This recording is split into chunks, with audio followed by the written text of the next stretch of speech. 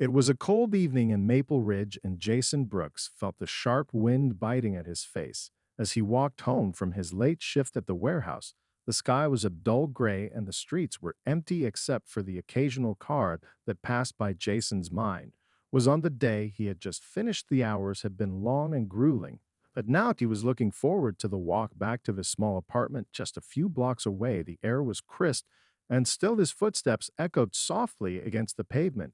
Jason wrapped his jacket tighter around himself, wishing he had worn a heavier coat, but the chill didn't bother him much. He was used to the weather. It had been like this for years.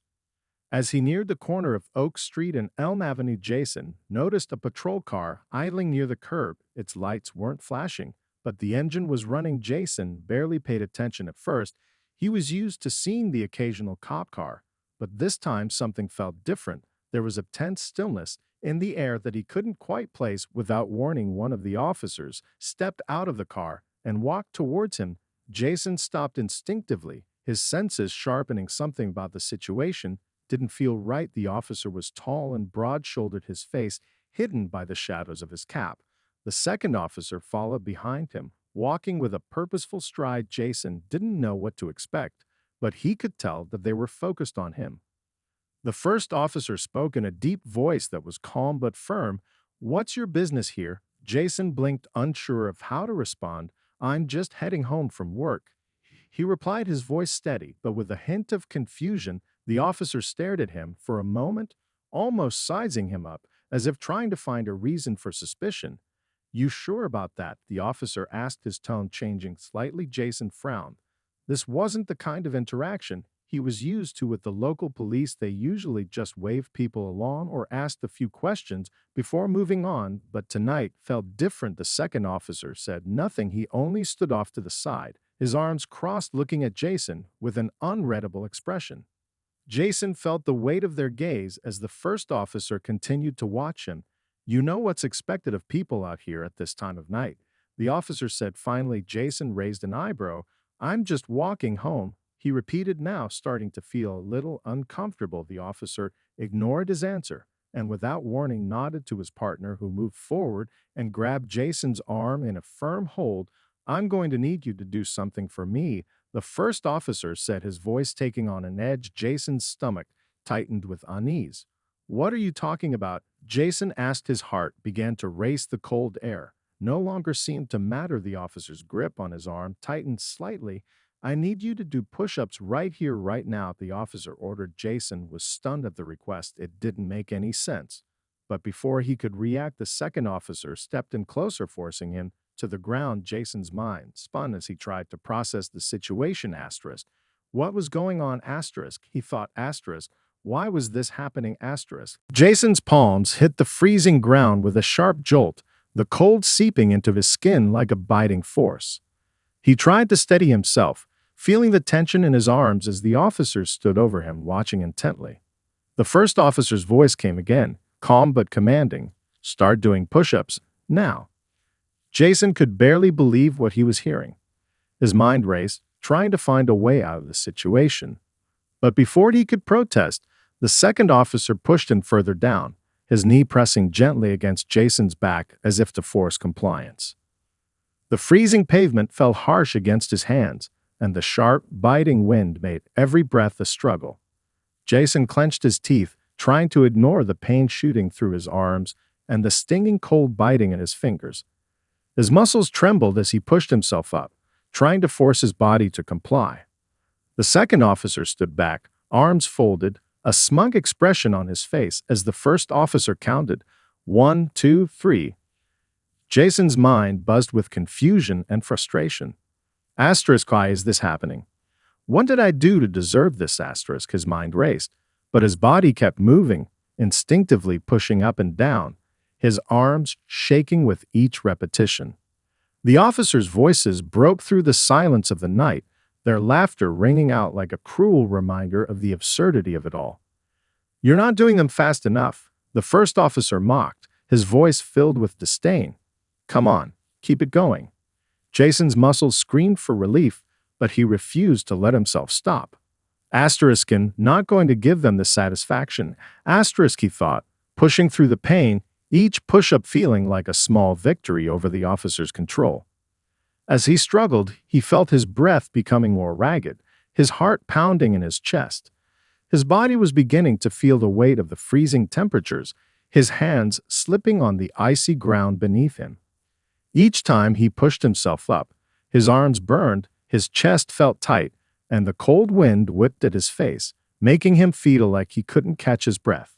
Yet still, he didn't stop. He refused to let them break him. They wanted to humiliate him, to show their power, but he wasn't going to let them win.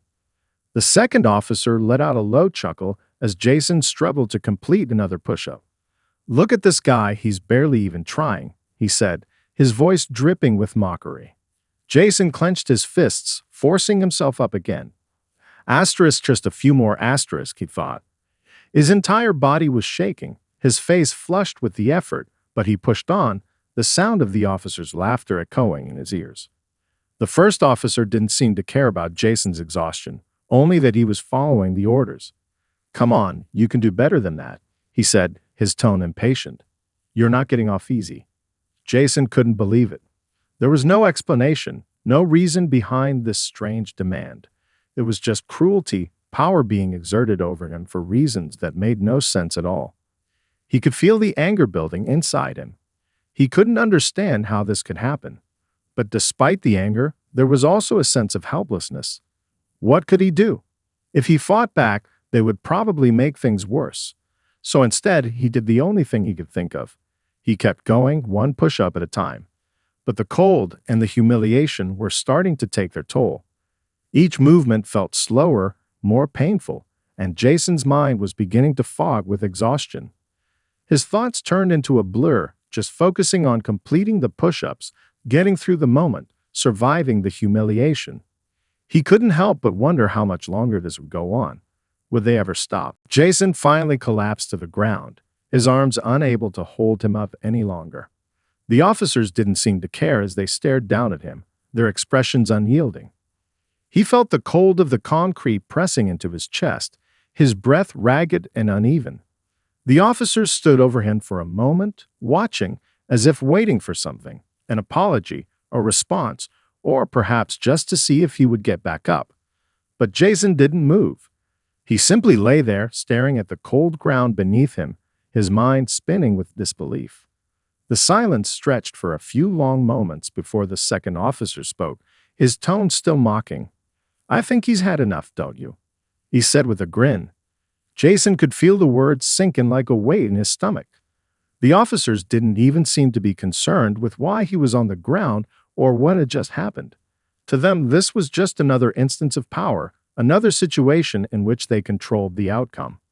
They had gotten what they wanted, his compliance, his discomfort, and now they were done. Jason stayed still, his body sore and aching from the push-ups, but his mind was racing. Asterisk, what had just happened? Asterisk, he couldn't understand it. His thoughts felt jumbled and heavy, like they were stuck in some dark fog. He had tried to be reasonable, tried to stay calm, but this felt like an assault on his dignity. The officers hadn't just asked him to do push-ups. They had humiliated him, stripped away his sense of autonomy and power in a way that left him reeling. After a few moments, the officers seemed satisfied with his silence. They turned to leave, walking back toward their patrol car. "Next time, don't be out here this late," the first officer said over his shoulder, his voice cold and dismissive. Jason didn't respond, still too stunned to react. He couldn't believe what had just happened, couldn't fathom the kind of authority that would lead someone to treat another person like that. As the car drove off, Jason remained on the ground for a while longer. The bitter cold of the night seemed to seep into his very bones, and he finally pushed himself to his feet, feeling the ache in his arms and legs. He wiped the frost from his face, feeling his breath still coming out in uneven gasps. He wanted to leave, to forget about the whole ordeal, but something inside him wouldn't let it go. The way they had treated him, it wasn't just about the push-ups. It was about something deeper, something more personal. He didn't know why it had happened, but he knew that he couldn't just walk away from it. Jason's mind raced as he walked the rest of the way home, his feet dragging with each step. He thought about the embarrassment, the pain, and the anger that welled up inside him. What had those officers hoped to achieve? What kind of power did they think they had? Jason had always been a peaceful person, someone who preferred to avoid conflict, but the humiliation he had just endured made him feel small, like he had no control over his own life.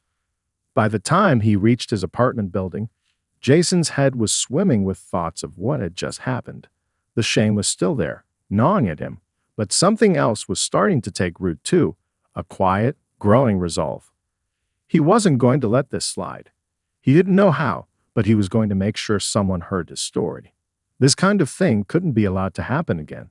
Not to him, and not to anyone else. The next morning, Jason woke up with a heavy feeling in his chest. His arms were sore from the push-ups, but it wasn't just the physical pain that lingered. It was the memory of the officers' mocking laughter, the coldness in their eyes as they humiliated him in the streets. He tried to shake it off, to go about his day as usual, but something inside him felt different. There was a fire that had been ignited, a sense of injustice that gnawed at him and refused to let go. He couldn't just move on. What had happened the night before wasn't right, and he wasn't going to let it slide. As he sat at the kitchen table, sipping his coffee, Jason made up his mind. He would fight back, but he didn't know how. He wasn't a fighter by nature. He didn't have the experience or the resources. But what he did have was determination. He couldn't let those officers get away with treating him like that, and he couldn't let them think they could do the same to anyone else. After some thought, Jason knew the first step was to get legal advice. He called a local attorney who specialized in civil rights, hoping that someone could offer guidance on what to do next. The lawyer, a woman named Sarah Green, answered the phone with a calm and professional tone, and Jason explained everything: the freezing weather, the push-ups, the mocking, the complete lack of explanation or justification. Sarah listened carefully, asking questions to clarify the details. When Jason finished, there was a long silence on the line. Finally, Sarah spoke. "What happened to you was wrong," she said, her voice firm. "The police have no right to treat anyone like that. This isn't just an embarrassing incident. It's a violation of your rights."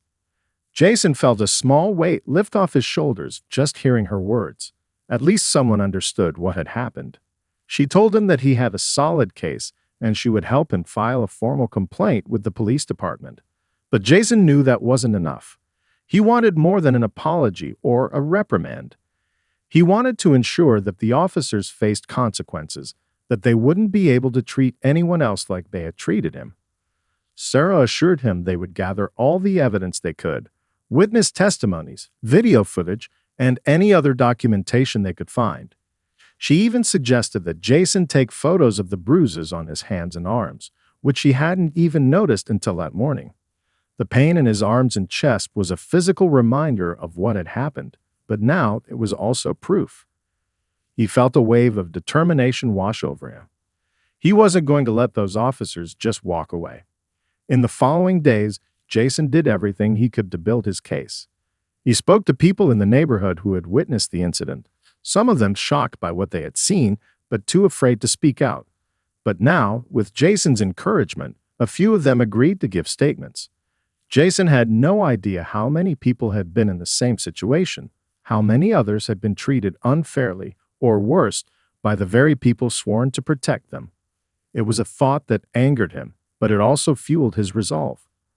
Jason also went to the local news station, asking if they would cover his story. He wasn't sure how the public would react, but he knew the truth needed to be out there. He couldn't stay quiet about what had happened to him. As he spoke with the reporter, he felt a surge of hope. Maybe this was the start of something bigger than just his case. Maybe his voice could make a difference. The news story about Jason's ordeal aired a few days later, and the response was immediate. The local community was shocked, with many people expressing their outrage over what had happened. Jason hadn't expected such a strong reaction, but the more he thought about it, the more he realized how many people must have witnessed or experienced similar abuses of power from law enforcement. The story was picked up by several local news outlets, and soon, Jason found himself at the center of a movement. People who had been quietly suffering in silence began to speak out, sharing their own experiences with police misconduct. The attention from the media brought with it both support and criticism. Some people saw Jason as a hero, standing up for what was right in the face of systemic abuse.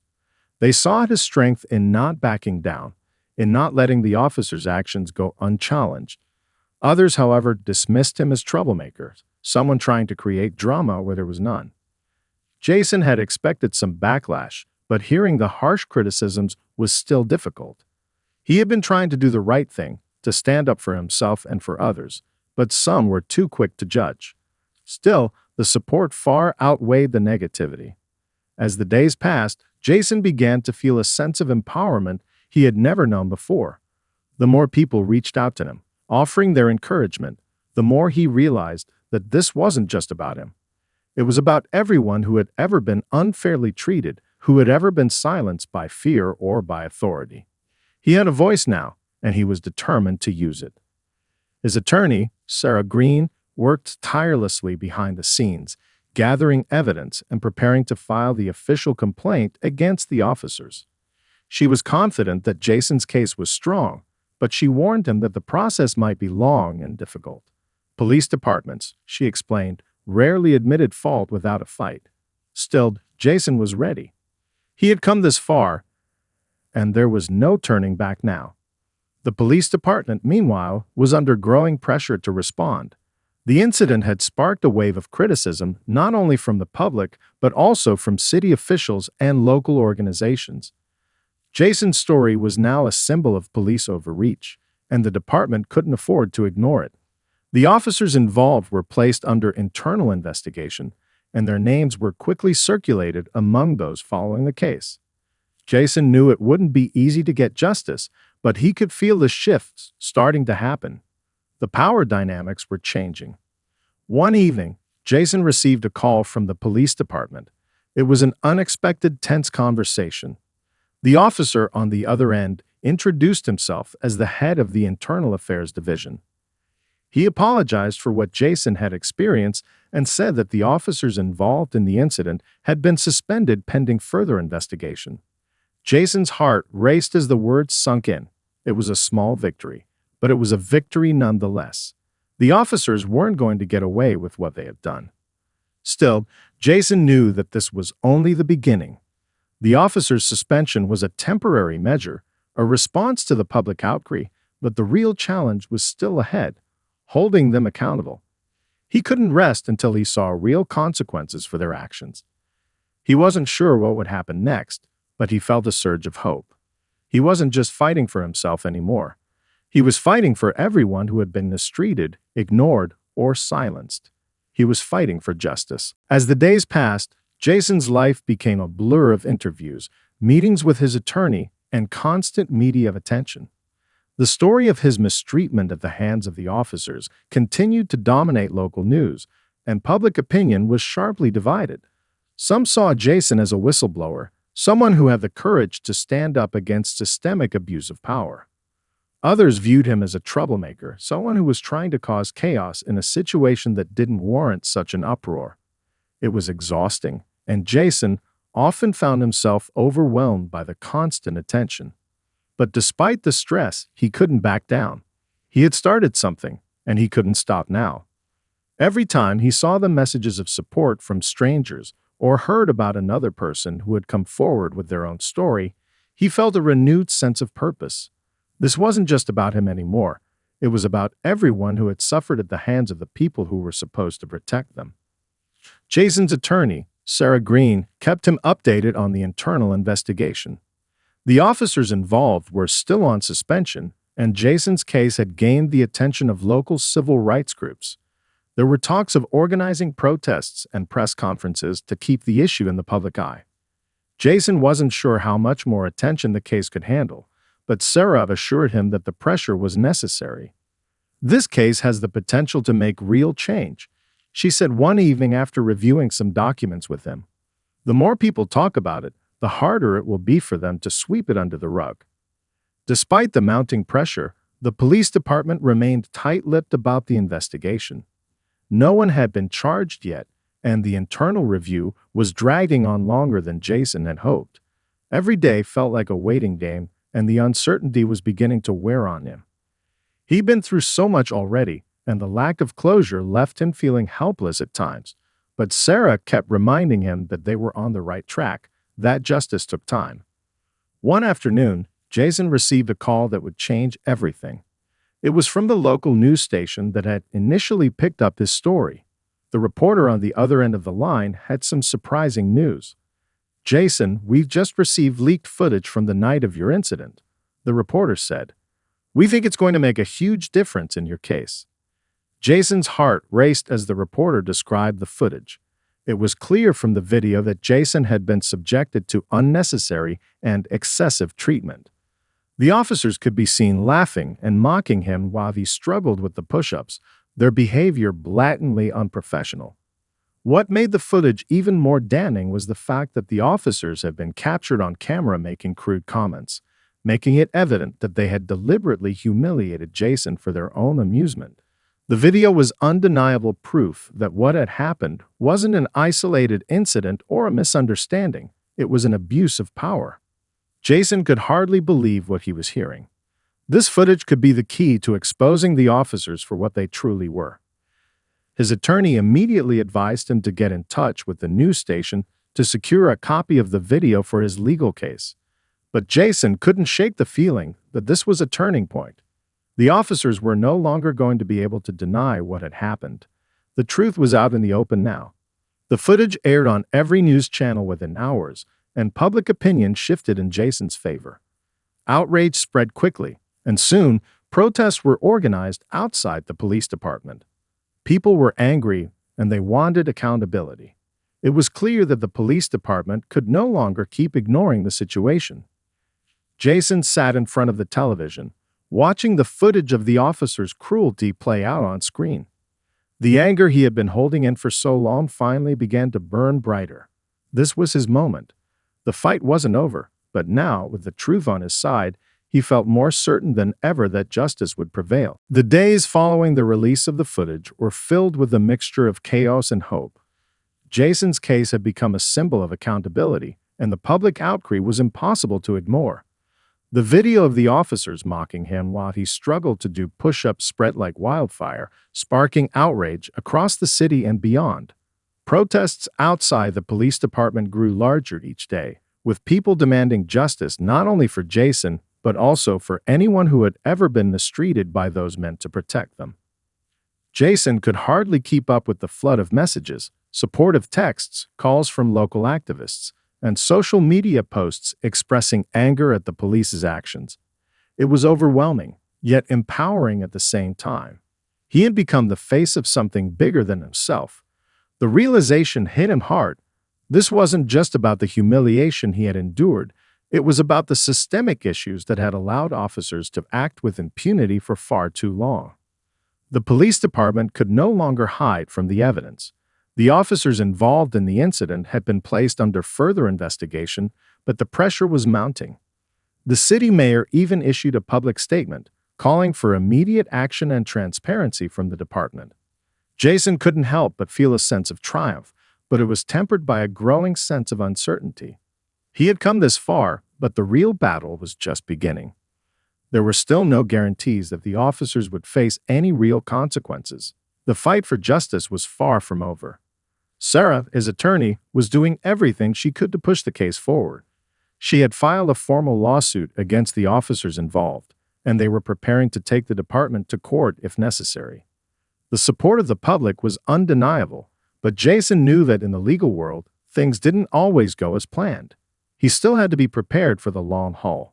But for the first time, he felt a deep sense of belief that they could win. One evening, Jason was walking home from the grocery store when he was approached by a familiar face. It was a man from his neighborhood, someone he had seen around but never really spoken to. The man stopped him, offering a hesitant smile. "I just wanted to say, thank you," the man said quietly. "For standing up, it takes a lot of courage. My brother went through something similar with the police a few years ago.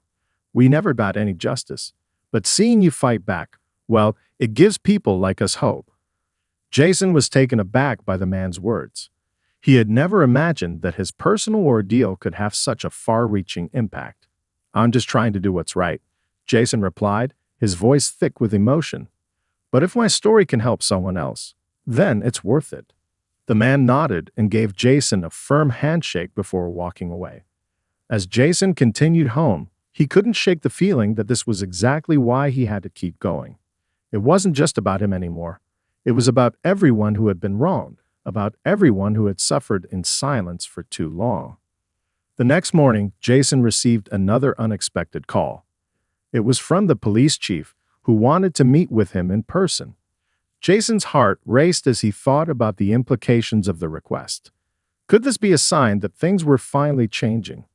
Could the chief be ready to make a deal? Or was it just another attempt to sweep everything under the rug? With Sarah's advice, Jason agreed to the meeting. He wasn't sure what the chief wanted to say, but he knew this could be a pivotal moment in the fight for justice. He was ready to face whatever came next, prepared to stand his ground, no matter the outcome. The battle was far from over, but Jason now understood that his actions were sparking something much bigger, a movement that couldn't be stopped. The meeting with the police chief took place a few days later. Jason arrived at the police station with a mixture of anticipation and skepticism. He wasn't sure what to expect, but he knew this could be a turning point in his fight for justice. Sarah accompanied him, her calm and composed presence reassuring him as they walked through the sterile, cold halls of the department. Jason had never been inside the police station before, and now it felt surreal to be here under these circumstances. The chief's office was large, and the man sitting behind the desk seemed imposing at first glance, but there was something in his eyes that Jason couldn't quite place. Was it guilt? Regret? It was hard to tell, but there was definitely a different energy in the room than Jason had anticipated. The chief motioned for them to sit, and after a brief exchange of pleasantries, the meeting began. "I want to start by saying that what happened to you was unacceptable," the chief said, his voice steady but sincere. "I've watched the footage. There's no excuse for the officer's actions, and I want you to know that we are taking this very seriously." Jason remained silent for a moment, taking in the words. He had heard similar statements from officials before, but they always seemed hollow, like empty promises meant to appease the public. This time, however, there was something different. He didn't want to get his hopes up, but part of him couldn't help but believe that the chief was genuinely trying to make things right. "Those officers are under investigation, and they've been placed on indefinite leave," the chief continued. "We're conducting a thorough internal review, and we're going to hold them accountable. I understand that words alone don't mean much right now, but I want you to know that we're committed to making sure this never happens again." Jason listened intently, trying to gauge the sincerity in the chief's tone. He didn't feel a sense of closure yet. There was still too much at stake, but hearing these words felt like a small victory. For the first time, it seemed like the system was acknowledging the wrongs that had been done to them. However, the chief wasn't just here to apologize.